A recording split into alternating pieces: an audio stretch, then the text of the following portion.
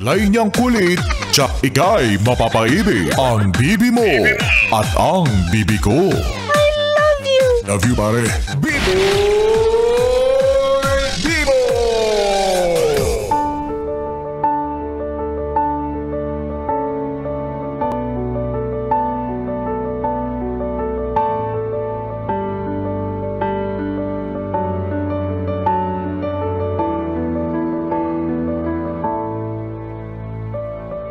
Yes, friend, ako'y nagbabalik, DJ B-Boy Bibo, para sa ating tuloy-tuloy na BB Time tungkol sa usaping makapangyarihan na upuan. Wow! Ano bang meron sa upuan na yan? Tama nga si Glock9, no? Ngayon naiintindihan ko na yung tanong niya na kung bakit ba pinag-aagawan yung isang upuan. Trip to Jerusalem yarn. Nako, no, mga yes friend, mahirap makiagaw dyan. Oo, kung tutuusin at kung iisipin, masalimuot, magulo, masulasok, makipag-agawan sa upuan na dyan. Feeling ko, marami ng dumi yan eh, di ba? Kung kani-kaninong puwet na lumapat sa upuan na yan, kaya ang dumi-dumi na ng upuan. Ay nako, pero sa seryosong usapan mga yes friend, ikaw ba, kumusta ka bilang isang ordinaryong mamamayan? Paano ka naaapektuhan dahil sa mga nangyayaring kaguluhan, lalo na sa ating pamahalaan? 'Di ba? Kung saan sobrang talamak yung nakawan, lalo na sa kaban ng bayan, oh my goodness! Grabe na, 'di ba? Halos harap-harapan, sinusungal-ngal na sa pagmumukha niya na eto, pumaparty-party kami oh, tapos kayo nahihirapan dyan oh. Tapos parang tayo walang magawa. Hindi alam kung paano iraraos yung araw-araw, kung paano pagkakasahin yung maliit na sweldo. Samantalang sila doon sa upuan na yun, sobrang ini-enjoy yung pribilehiyo. Nakalimutan nila yung main purpose kung bakit sila nandun. Kaya alam nyo, nakakalungkot po, no? Na habang tayo, yung mga nasa laylayan ng lipunan, ay nahihirapan. Diba, may mga ilan sa kanila na nagpapakasasa lang, nagpapakasarap lang, ine-enjoy yung pera na hindi naman nila pinaghirapan, inuumit yung buwis na dapat ay ginagamit para sa ikabubuti ng bayan natin, diba? So, nakakapanghinayang. Anong nangyayari, diba? Bakit parang hindi bumabalik yung perang inaambag natin para gumanda yung buhay natin, para gumanda yung buhay ng bawat tao sa bansang to? Samantalang tuwing eleksyon, yung madalas na napapangakuan ay yung mga mahihirap na hanggang ngayon mahihirap pa rin. Nasaan yung pangakong pag-asenso, pag-unlad? Diba? Yung mga mahihirap noon, nung panahon ng eleksyon, mahirap pa rin yan hanggang ngayon. Karamihan dyan walang pinagbago yung buhay. Kahit na sila yung pinangakuan ng todo noong mga panahong nangangampanya yung mga politiko. Kaso wala. Kasi nga yung mga pangakong binitawan nila, hindi naman nila ginawa. Bukang bibig lang lagi nila yung mahihirap. Ginagamit nila lagi yung mga mahihirap kasi nga mas maraming mahirap at sila yung mas maraming boto. Kung tutuusin, kung maayos lang talaga yung lahat, mula mahirap hanggang mayaman, dapat ramdam natin yung kaunlaran, di ba? Hindi lang laging mahirap. Damay pati mayaman sa kaunlaran, kung meron man. So sa usapin natin na to mga yes friend, ang dami nating pwedeng sabihin. Ang lawak ng ganitong klaseng usapin. Pero yung opinion natin, alam nating magkakaiba rin. Pero panigurado, sa iisang bagay lang tayo nagkakapareho. Lahat tayo gustong umunlad yung bansang ito. Kaya utang na loob. Sobrang dami po nang nangangailangan ng maayos na serbisyo, ng magandang pamamahala, ng dekalidad na mga proyekto para sa lahat ng mga Pilipino. Huwag niyo namang ipagdamot yan sa mga tao kasi hindi naman galing yan sa sariling bulsa ninyo di ba? Ibabalik niyo lang naman dapat yan sa mga nag-ambag sa lipunan. Bakit parang ang hirap gawin? Kasi nasisilaw sa pera? Nasisilaw sa karangyaan, sa kayamanan. Please naman po. Noong mga panahon na tumatakbo kayo, ang amo-amo ninyo, di ba? Ang ayos-ayos ninyo, nakikipagkamayan pa kayo, nakikipagdaupang palad pa kayo kahit kanino. Wala kayong pinipili. Kahit sa kasulok-sulukan ng bawat kanto, pinapasok ninyo, sinusuyod ninyo para lang makuha ninyo yung boto. Na as if sobrang sincere kayo sa gusto ninyong gawin. Na as if gustong-gusto talaga ninyong tumulong sa bayan, pero yun naman pala, gusto lang gumawa ng kaanumalyahan. Pero don't get me wrong kahit naman may mga ganyang klase ng, alam mo na, nakaupo sa pwesto, meron pa rin naman yung mga masasabi nating talaga namang matitino, di ba? Pagdating sa serbisyo publiko. Marami pa rin ang maayos. Marami pa rin ang tapat. Marami pa rin ang malinis. And hopefully, mas dumami pa sila. We acknowledge and recognize them for their good work. Tama yung ginagawa nila. Tama yung direksyon na tinatahak nila. And good for them. Good for us. Win-win ang situation. Pero hindi natin maikakaila na mas talamak talaga yung mga gumagawa ng masama.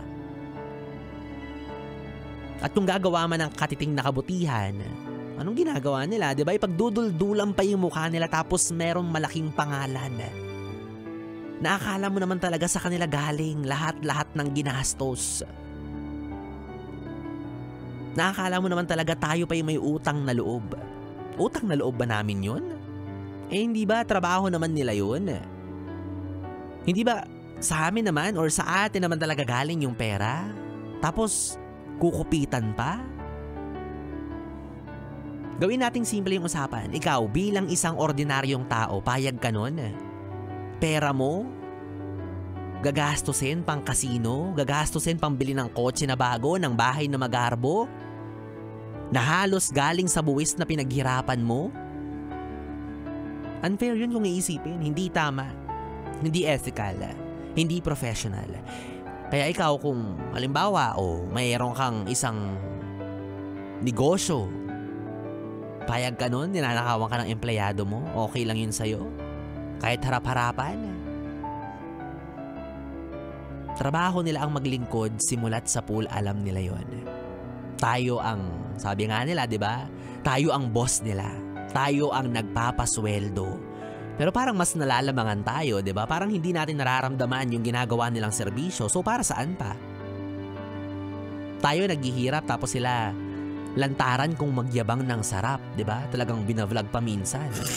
Biniflex pa sa social media na, eto kami, eto kayo. How insensitive. Kaya gets ko na talaga again yung kanta ni Glock 9 na upuan na pinag-aagawan. Kayo po na nakaupo. Diba? Hindi lang ganun yung pagkakanta niya pero ganun yung thought. Diba? Yung upuan na pilit pinag-aagawan. So bakit nga ba?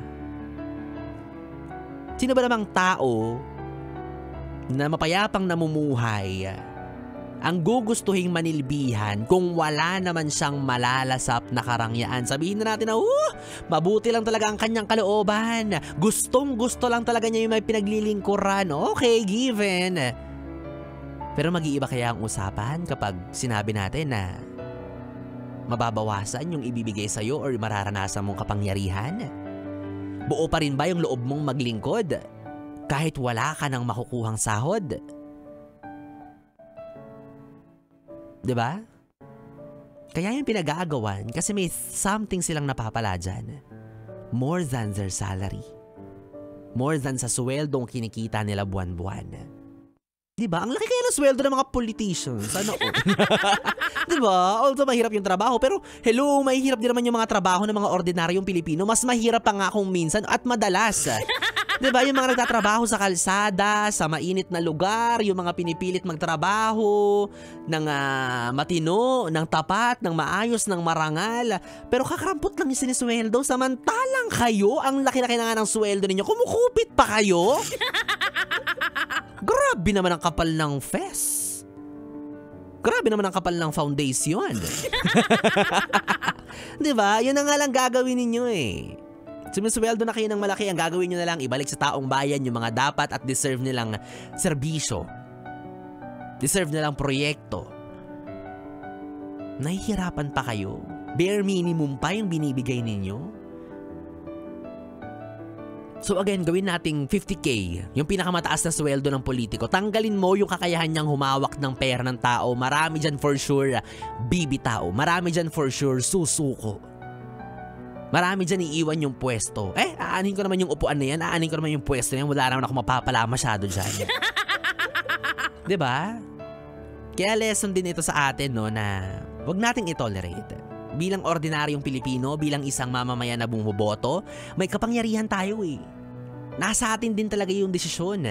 Nasa atin din talaga yung paraan para makaiwas na tayo sa mga politiko na korap ng lantaran. Diba? Yung harap-harapan tayo niloloko. Nasa atin yung way. Huwag nating itolerate. Kasi bawat kibot mo, may kinalaman yan sa kung paano magpatakbo ng gobyerno yung bansang ginagalawan mo. Kaya hindi mo pwedeng sabihin na, hayaan mo na. Tayo pa rin naman yung gagawa ng swerte natin. Tayo pa rin naman yung magtatrabaho para sa buhay natin, para sa ikauunlad natin. No, biggest factor pa rin yung government. Kasi kahit anong kayod mo dyan, pero kung pangit yung nagpapatakbo ng gobyerno ng bansang ginagalawan mo, mahihirapan ka talaga. Bawat kibot mo araw-araw, may kinalaman yan sa gobyerno, may kinalaman yan sa mga taong binoto mo. Kaya please, huwag tayong maging panatiko. Hindi sila idols. Huwag tayong maging sunod-sunuran sa kanila. Huwag natin silang i-please. Kung may idol kang politiko, walang problema, gumawa ka ng fans club ninyo. Diba? Pero utang na loob, kung alam mo rin na trapo rin yung taong yan, wag mo nang bigyan ng pwesto sa gobyerno. Wag mo nang iboto, yun na lang. Kahit papaano unti-unti, baka sakali, umunlad yung bansa natin. Diba? Sayang yung sweldo eh. Ikaw nga, maliit ka lang ng kaperanggot, yung boss mo galit na kakaltasan ka na. Samantalang sila, diba, kung ano-anong ginagawa, hindi na nga minsan natutupad or naisa sa katuparan yung mga tungkulin nila, papasyal-pasyal na lang. Paano-ano na lang, diba? Tuwan-tuwa pa rin tayo. Pinupuri mo pa rin. Samantalang sa'yo galing yung pinapasweldo sa taong yan. Nakakapag-abroad yan, nakakapag-travel yan dahil din sa pera mo. Well, alam ko naman na kahit ano pang sabihin ko dito, kahit maubos pa yung laway ko, hindi ko kayo mapiplease. Kanya-kanya pa rin tayo ng opinion. Kanya-kanya pa rin tayo ng paniniwala. Pero, umaasa ako na at the end of the day, i-take mo to as panawagan para mabagabag yung konsensya mo. Yan na lang, di ba? Utang na loob. Makonsensya ka naman, kahit yun na lang. Madali na lang yun, ha? Konsensya na lang. Kasi mas masarap mamuhay ng payak kaysa mamuhay ng marangya kung galing naman sa pandaraya. That's all. Good night. Wala na akong ibang gustong sabihin, nasabi ko na lahat. Pero sana, patulugin kayo ng konsensya ninyo. Ay nako, well anyways mga yes friend, 3 oras na bibit sayang ang ating pinagsamahan. Nakapiling nyo po ang bibi nyo sa radyo, ang DJ na mabilis bumayo, ang dila sa mikropono. Ako po si DJ B-Boy. B-Boy, B-Bo, magkasama at magkarinigan tayong muli bukas sa parehong oras. Dito pa rin at dito ka lang sa istasyong No Problem, ang 101.1 Yes FM. Solid! Good night, Bibi! Mwah, mwah.